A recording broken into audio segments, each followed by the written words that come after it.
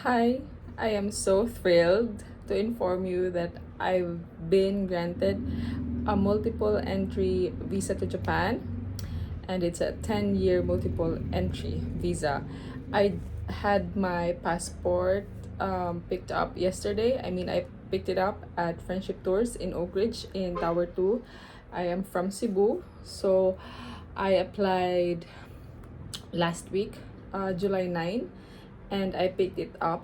I received a message from Friendship Tours yesterday at around 1 p.m. So yesterday was a Wednesday, and I applied last Tuesday. So it's a week and 1 day, 8 calendar days when I received my passport again with a visa in it. So thank God. But usually, these agencies would tell you na it would take about 10 to 14 banking and working days para malabas yung result ng application mo. But thankfully, in my case, it was just 8 calendar days, which is good. If you are curious, bakit kaya ako na grant ng 10-year multiple entry visa, it's because I requested for a multiple entry visa. I paid for it as for the multiple entry visa request. I think meron siyang on top of the usual visa na single entry. Kasi ang single entry for Japan sa friendship is 1,200, but if you apply for multiple entry visa, the amount is 1,500. So there's just a little difference. So in your request, merong papel wherein you have to tick as to which category you belong to. Kasi kung magre-request ka ng visa, multiple entry visa, you need to fall into the following categories. Either number one, you're a frequent traveler to Japan, so you've been to Japan once or twice, or you have visited the country multiple times before, so now you want to finally have a multiple entry visa para hindi ka ma-stress the next time pupunta kang Japan, apply ka na naman ng visa. And next is the other category is if you visited either of the G7 countries. So just Google kung ano yung mga G7 countries na yun.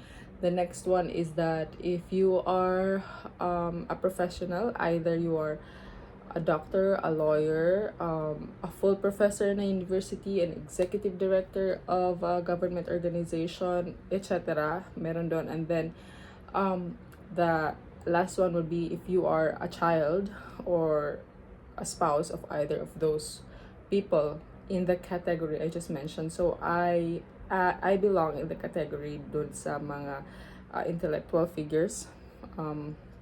I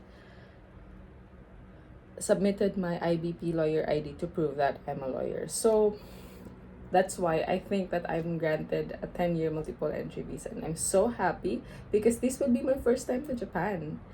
And I'm just so glad na in my first application with them, they are able to grant me the thought that, okay, perhaps bigyan natin siya ng chance na pumunta ng Japan multiple times in the course of 10 years. So let's give her multiple entry visa. So I'm so happy and I'm so thankful.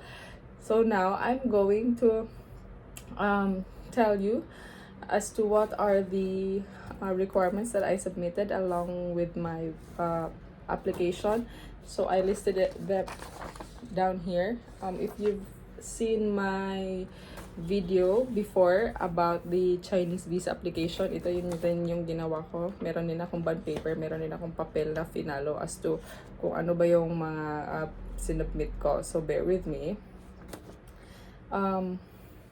Number one, I submitted my passport. You need to have a passport na is not expiring in the next 6 months. That's basic. And then a visa application form.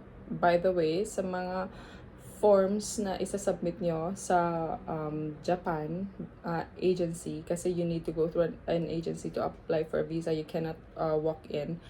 You need to print them in an A4 size bond paper, except for those documents na wala ka namang control kung magiging A4 ba siya, long ba siya, or short ba siya. Like bank statement or bank certificates, wala sa control mo yun. Nasa bank yun. But those that are within your control, you need to print them in an A4 size bond paper. So, if you excuse me, can you let me have my coffee? I'm gonna be drinking coffee as we discuss these things because I'm having my coffee now, and but I really wanted to discuss to you kung ano yung mga sinapmit ko to have my Japan visa. So, submit your application form. Next is a photo, 45 millimeters times 35 millimeters na size. Sabihin mo lang doon sa agency na ay sa magte-take ng photo na, hey, I need a Japan visa sized photo. Ganong level. And then sa isa kong kakilala, I think sabi niya kailangan daw na dark yung suot mo. I'm not really sure about that because when I went there sa photo studio, I was wearing a white shirt but I wore the blazer that was available in the photo studio. So, sinuot ko yun.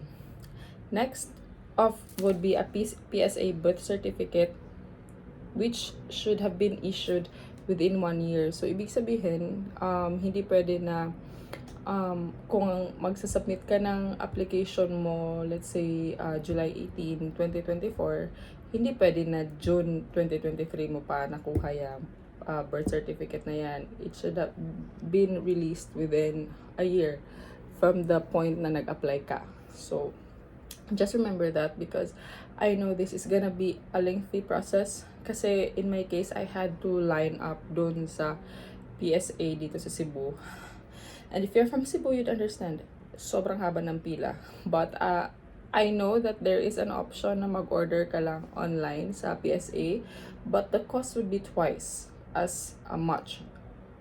If hindi problema sa iyo yon na magbayad ng ganun kamahal, then go ahead. But in my case, I didn't mind lining up sa PSA. It took me half a day para makuha yung birth certificate ko na yon. So, just a reminder, because if you are going to apply for a visa, you need to prepare this birth certificate. So, put it in your mind na kailangan mong ng bagong birth certificate talaga na was issued or if you have obtained it within a year.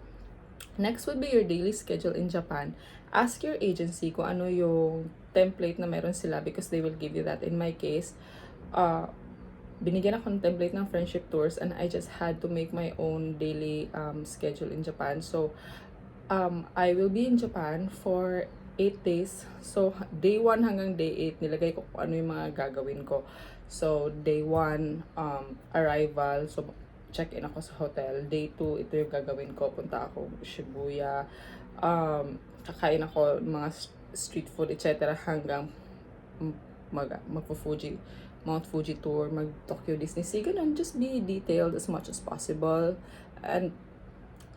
Pero kung feeling mo naman, hindi mo pa sure kung ano talagang gagawin mo, so just give them a rough overview kung ano yung gagawin mo sa Japan sa daily schedule mo.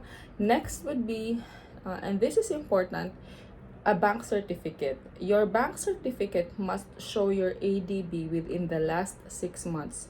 This is their specific requirement na dapat dun sa certificate na yon, your average daily balance mo within the last 6 months should be shown because usually baka ibibigay is for the last 3 months or ilang months.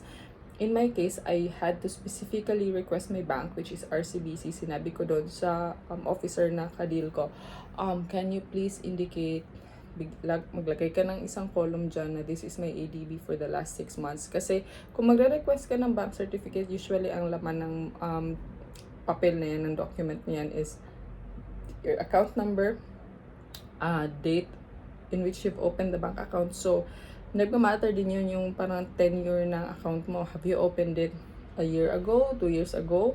Kasi kung inopen mo lang siya last month and then bigla ang may pasok ng pera, it would signal the embassy to think more kung bibigyan ka ba talaga kasi ano yun, biglaan ka lang nagkaroon ng pera na pumasok sa bank account mo last month. So if I were you, submit the bank certificate galing sa bank mo na medyo matagal ka na sa bank na yun, matagal na may pera yung bank account mo na yun. So those would be the ideal scenario. But if it does not fit in your current scenario, then go ahead. There's no harm in that, and there's no template for it. But just make sure that your bank certificate must show your ADB within the last 6 months.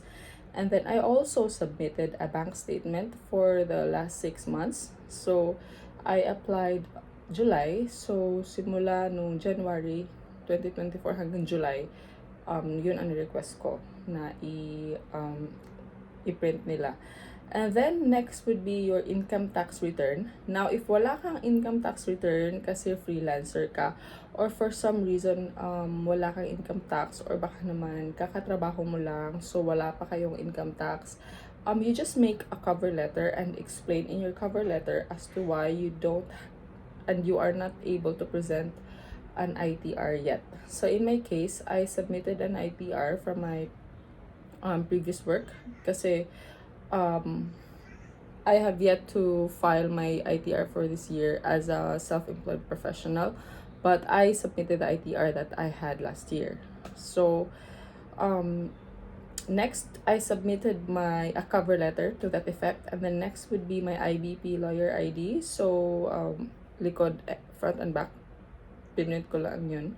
Next would be a certificate of employment or certificate of service for those independent contractors or freelancers out there. Just provide that. And then your certificate of employment or service must contain your position, the date you were hired, how much you're earning, and kung ano yung responsibility mo. Just a brief overview as to what you do as an independent contractor to this client. And then, lagay mo doon kung sino yung client mo, how they could contact your client, email, telephone number, etc. in case they want to verify. Next, I submitted the multiple entry request form. So, I ticked the box na nandun yung lawyer. And these are supporting documents that I submitted because I want to submit documents as much as I could just so to prove to them na hindi ako mag-TNT and I will be back here and I'm just going to Japan purely for tourism and holiday and pleasure. So even though they did not ask this, I still submitted a copy of my hotel booking. You could book a hotel via booking.com na free cancellation. So there's no harm in that. And then I also printed the flight itinerary, yung flight booking ko via Cebu Pacific. So I know it is suggested na mag-apply ka muna ng visa bago ka bumili ng ticket. Well, I don't do that because I always buy tickets during piso sale, during promo fair. So ano yun, palalagpasin ko yung 4,000 or 5,000 peso na round trip papuntang Japan. So usually I just take the risk, but you need to take calculated risks, okay? So in my case, the flight was already booked, and so in order for me to make sure that this money will not go to waste, I provided everything that they wanted sa application ko for Japan visa. So that's why sobrang dami kong binigay na documents. And so even if it was not requested and it is not mandatory for you to submit it, I submitted the hotel booking and my flight itinerary. So those are the application requirements that I submitted. I prepared all of them. And so, noong July 9, pumunta na ako sa friendship tours sa may Oak Ridge.